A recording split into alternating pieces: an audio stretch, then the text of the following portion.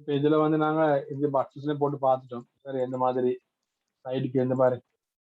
So இதில் ஃபியூச்சரில் நான் இது யூஸ் பண்ணுவோம். பட் நான் இப்போ வேஸ்ட் பண்ணுறேன். இது எனக்கு இப்போ தேவையில்லை.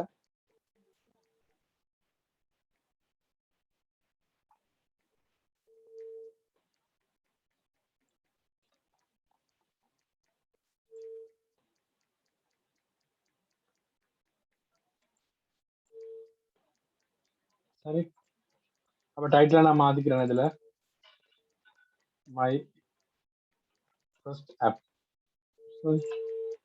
சேம் டைட்டில் நான் எனக்கு மாற்றிக்கிறேன்.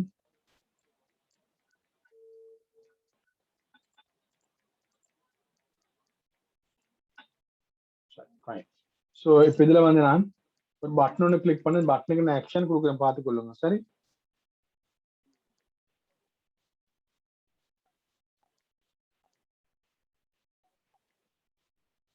இப்போ இதில் வந்து நான் பட்டன் எடுத்துட்டு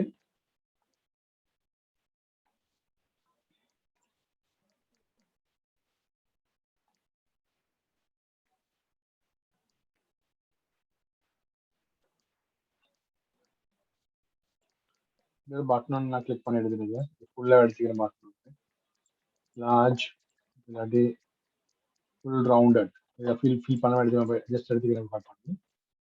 பட்டன் எடுத்துட்டு நான்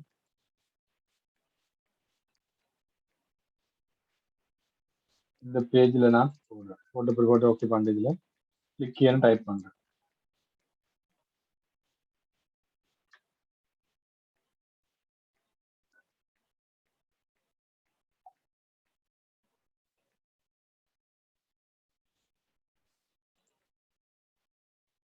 சரி, இப்போ ஆக்ஷன் வந்து ஆக்ஷன் ஆகுதில்லை இதில். சரி, நான் எடுத்து பட்டன் எப்படி சொன்னேன்டா ஃபுல் அவுட்லைன் எடுத்திருக்கேன். எனக்கு அவுட்லைன். அப்போ இதில் வந்து எனக்கு வந்து அப்படி வான சொன்னதை சேஞ்ச் பண்ணிக்கலாம்.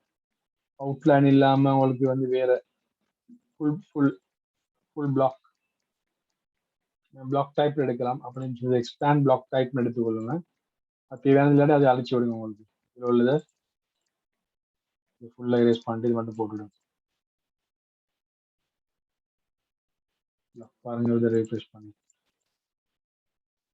இந்த மாதிரி வந்துருக்கு. சரி, கிளிக் பண்ண ஆக்ஷன் ஆகல. அப்புறம் இதில் இவெண்ட் கொடுக்க வேணும். அப்போ இதில் பார்ப்போம் நாங்கள் இதை எப்படி இவெண்ட் ஒன்று அப்ளை பண்ணுறேன்னு சொல்லி. இதில் ஃபோக்கஸ் இருக்குது. இதில்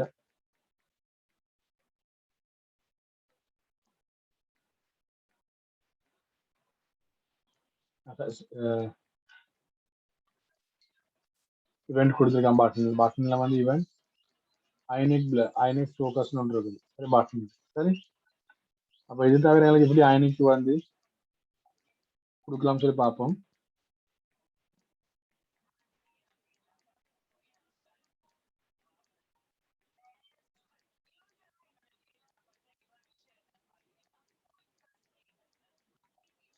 இதில் வந்து கோடில் வந்து நான் இதில் கிளிக்னு கொடுக்குறேன். CLI கிளிக்னு கொடுத்துட்டு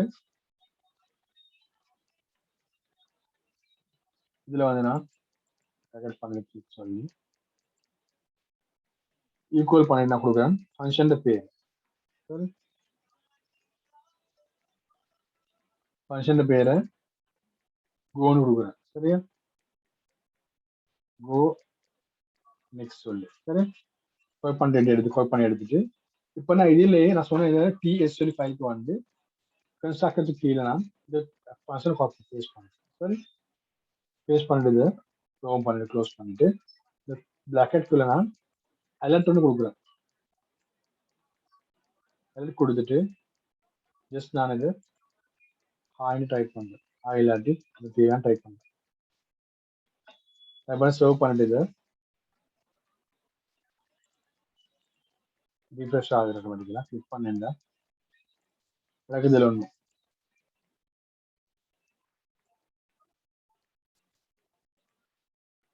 சாதாரண கிளிக் பண்ணிட்டு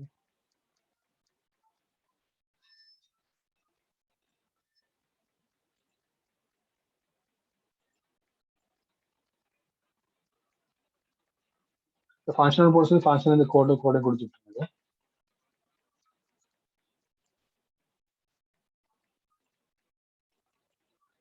ஆக்ஷன் வரது இல்லையே.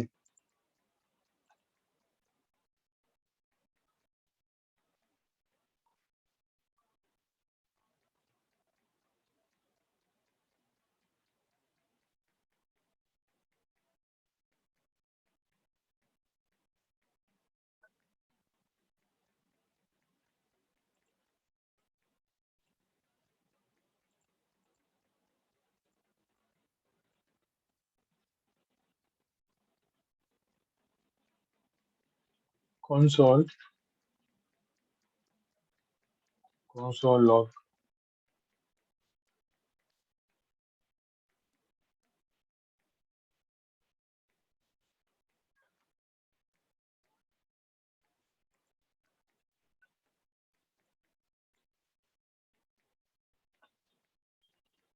இதை refresh பண்ணிட்டு inspect elementல வந்து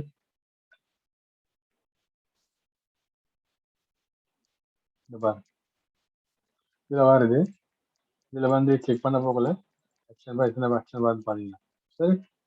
இன்ஸ்பெக்ட் எலிமெண்ட்ல வந்து கன்சோல்ல வந்து எனக்கு காட்டுவது இப்போ இந்த கன்சோல்ல நடக்குது சொல்லி. அப்போ இது கட்டாயமா தேவையானது இந்த கன்சோல் சொன்னேன்டா. ஏன் சொன்னா உங்களுக்கு வந்து அது வந்து ஃபியூச்சர்ல தேவையாகும் டெவலப்மெண்ட் பர்பஸ்க்கு கன்சோல் சரி. இது கொஞ்சம் பாருங்க இந்த அலர்ட்டும் ஒர்க் பண்ணி என்னது அலர்ட் இதுல வரது இல்லை.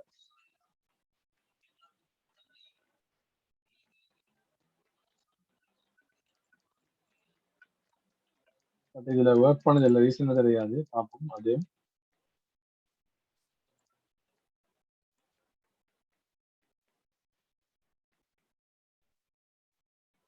சம்திங் இஷ்யூஸ் இருக்குது. பட் நான் இது வந்து இந்த லைப்ரரி போட்டு சொல்லி என்ன அப்படி வருது. பட் நான் இது எனக்கு இப்படி எடுக்காமனா இந்த கண்ட்ரோல் சியாச்சு நிப்பாட்டிட்டு அப்புறம் நான் அயனிக் அடிச்சுட்டு அயனிக் சர்வ் இதுல பாருங்க அயனிக் சர்வ் எல்லாம் கழட்டி விடுறேன். கழட்டினா சும்மா ஜஸ்ட் இன்டர்நெட் இதுல வரும். இன்டர்நெட் எக்ஸ்ப்ளோரரே வரும் சும்மா ஓப்பன் ஆகுது லேப் இல்லாம.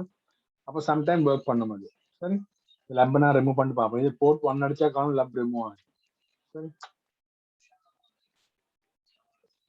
82க்கு 81 அடிச்சா சரி. இந்த லோட் ஆகுது ஃபுல்லாக முடிச்ச பிறகு தான் அதை பார்க்கலாம். எங்களுக்கு இந்த அலர்ட்டை கொடுத்து சம்டைம் இன்டர்ஃபேஸ்க்கு லேபுக்கு வந்து சப்போர்ட் பண்ணது இல்லையா இருக்கும். அதனால வராது தெரியாது. கொஞ்சம் நான் பார்ப்போம் இதில் போட்டு என்ன சொல்ல சொல்லுவாங்க.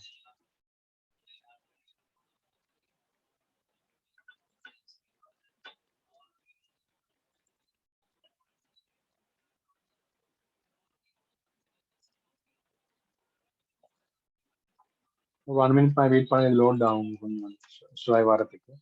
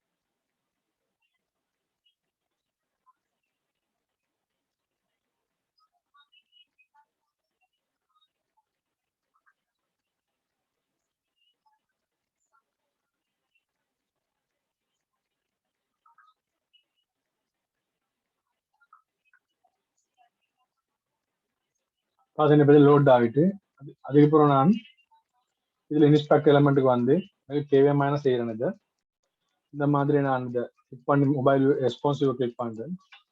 கிளிக் பண்ணி இப்படி வந்துடும். இதில் கிளிக் பண்ணேன்டா பாதி இப்போ அலர்ட் வந்துட்டு இதில்